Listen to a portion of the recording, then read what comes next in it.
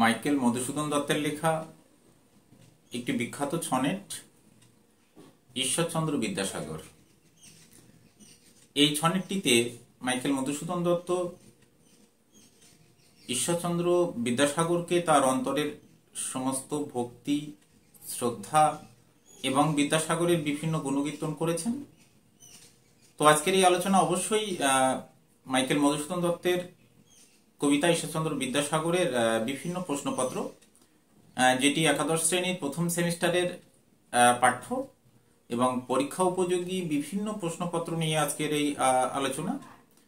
তো ভিডিও একেবারেই স্কিপ করবে না, প্রথম থেকে শেষ অবধি খুব মনোযোগ দিয়ে শোনো, তাহলেই বুঝতে পারবে কি কি ধরনের প্রশ্নপত্র পরীক্ষায় তোমরা পাবে।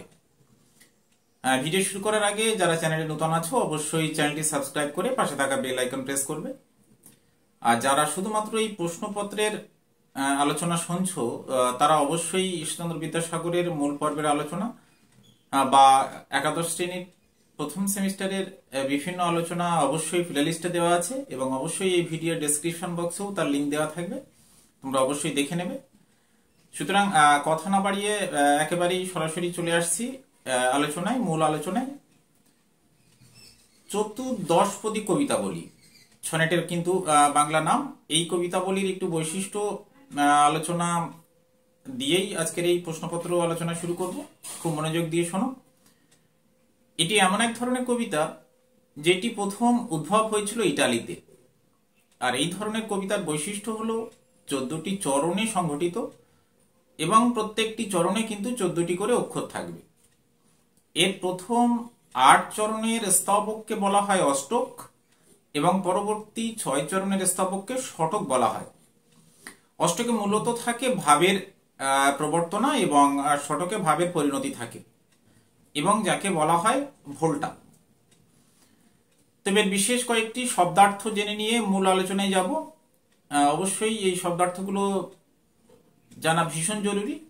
হেমাদ্রি, হেমাদ্রি শব্দের অর্থ কিন্তু সোনার পর্বত, যেহেতু কবিতায় সুমেরু পর্বত রূপে বর্ণনা করা আছে। গিরিশ, গিরিশ মানে কিন্তু অবশ্যই মহাদেব, কিন্তু কবিতায় হিমালয় পর্বতকে নির্দেশ করা হয়েছে। কোনো কোনো ক্ষেত্রে বলা হয় গিরিশ শব্দের দুটি অর্থ বলো, অবশ্যই একটি মহাদেব এবং অন্যটি হিমালয় পর্বত। বিমলা শব্দের অর্থ নির্মল, স্বচ্ছ বা পরিচ্ছন্ন। কিঙ্করী শব্দের অর্থ কিন্তু দাসী। পরিমল শব্দের অর্থ সুগন্ধ। শীতল শাসী শব্দের অর্থ কিন্তু শীতল বাতাস। আর বনেশ্বরী শব্দের অর্থ বনের বড় বড় গাছ।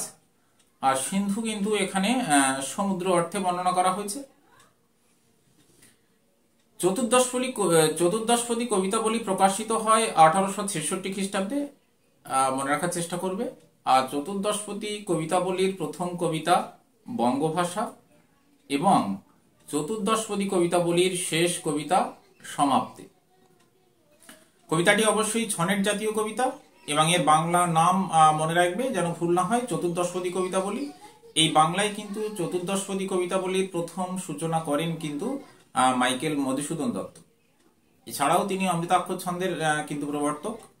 বাংলা সাহিত্যে নানা রকম দিক বদল তিনি ঘটিয়েছেন এবং বাংলা সাহিত্যের বিখ্যাত কবিদের মধ্যে তিনি কিন্তু অবশ্যই অন্যতম একজন কবি। এবার আসছি পরের প্রশ্নে। চতুর্দশপদী কবিতাবলীতে কতগুলি কবিতা স্থান পেয়েছে? 102টি কবিতা। আর বাংলায় আগেই বলেছি, বাংলায় চতুর্দশপদী কবিতাবলীর প্রবর্তক কিন্তু মাইকেল মধুসূদন দত্ত, ভুলে গেলে চলবে না। সনেটের জন্মলাভ করে, আগেই সূচনা পর্বে বলেছি, জন্মলাভ করে ইটালিতে এবং এর জন্মদাতা কিন্তু পেত্রাক। সনেট শব্দটির উৎপত্তি কিভাবে হয়েছে? ইটালিয়ান সনেট্টো থেকে এই সনেট শব্দটির উৎপত্তি হয়েছে, যার অর্থ কিন্তু মেরুধ্বনি। এবার আসছি যাকে উদ্দেশ্য করে কবিতাটি লিখেছেন মাইকেল মধুসূদন দত্ত, তার সম্বন্ধে। বিদ্যাসাগর উপাধি লাভ করেন ঈশ্বরচন্দ্র কিভাবে বা কত খ্রিস্টাব্দে? বিদ্যাসাগর উপাধি লাভ করেন ঈশ্বরচন্দ্র বন্দ্যোপাধ্যায় 1849 সালের 16ই মে হিন্দু কলেজের ল পরীক্ষায় উত্তীর্ণ হয়ে। খুব গুরুত্বপূর্ণ একটি প্রশ্ন, অবশ্যই মনে রাখার চেষ্টা করবে। আর অবশ্যই মনে রাখবে কবিতায় কবি মাইকেল মধুসূদন দত্ত ঈশ্বরচন্দ্র বিদ্যাসাগরকে কি কি অভিধায় ভূষিত করেছেন সবগুলোই মনে রাখার চেষ্টা করবে। কখনো তিনি বলেছেন বিদ্যাসাগর, কখনো করুণার সিন্ধু, কখনো দীনবন্ধু, কখনো হিমাদ্রির সঙ্গে তুলনা করেছেন, কখনো গিরিশের সঙ্গে তুলনা করেছেন, কখনো শীতল শাসী বাতাসের সঙ্গে তুলনা করেছেন, কখনো বনেশ্বরীর সঙ্গে তুলনা করেছেন, ইত্যাদি নানাবিধ অভিধায় কিন্তু ভূষিত করেছেন।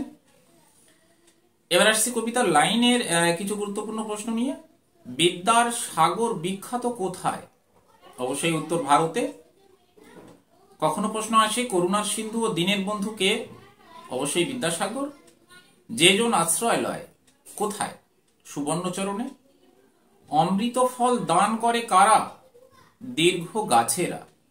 সুগন্ধে 10 দিশ ভরিয়ে তোলে কারা? ফুলেরা।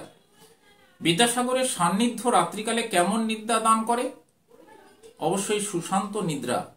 শীতল শাসী ছায়া প্রদান করে কারা? মনে রাখবে অবশ্যই বনেশ্বরী। ক্লান্তি দূর হয় কিভাবে? ক্লান্তি দূর হয় রাত্রিবেলা শান্তির নিদ্রায়। শীতল শাসী তরুদল কি যোগায়? ছায়া। বনেশ্বরী শীতল শাসী ছায়া প্রদান করে কখন? অবশ্যই দিবসে। হেমকান্তি কারা বা হেমকান্তি কার? হিমাদ্রির। এবার একটি খুব গুরুত্বপূর্ণ প্রশ্ন, দিন যে দিনের বন্ধু, দিন ও দিনের বন্ধু কে? এখানে অবশ্যই দিন কিন্তু মাইকেল মধুসূদন দত্ত এবং দিনের বন্ধু কিন্তু বিদ্যাসাগর।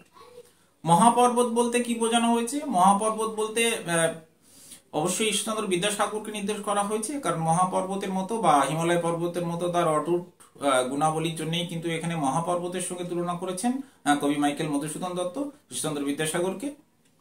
দীর্ঘ তরুদল কি রূপ ধারণ করে? অবশ্যই দাসের। বিমলা কিঙ্করী কি? বিমলা কিঙ্করী অবশ্যই নদী। আর বিমলা কিঙ্করীর উৎস কি? বিমলা কিঙ্করীর উৎস কিন্তু হিমালয় পর্বত। এই যে কটি প্রশ্ন বললাম প্রত্যেকটি প্রশ্ন খুব গুরুত্ব সহকারে করবে।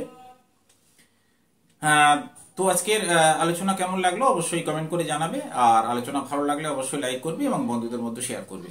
যারা চ্যানেলে নতুন আছো অবশ্যই চ্যানেলটি সাবস্ক্রাইব করে পাশে থাকা বেল আইকন প্রেস করবে, কারণ প্রত্যেকটি আলোচনা কিন্তু আমি অবশ্যই করব এবং কিছু কিছু আলোচনা অবশ্যই করেছি এবং অবশ্যই তার এই ভিডিও ডেসক্রিপশন বক্সে তার লিঙ্ক দেওয়া থাকবে, অথবা প্লে লিস্ট খুলে কিন্তু তোমরা দেখে নিতে পারো। আজকে আলোচনা এই পর্যন্তই। শুভেচ্ছা জানাচ্ছি বা ধন্যবাদ জানাচ্ছি তাদের যারা চ্যানেলটা সাবস্ক্রাইব করেছো।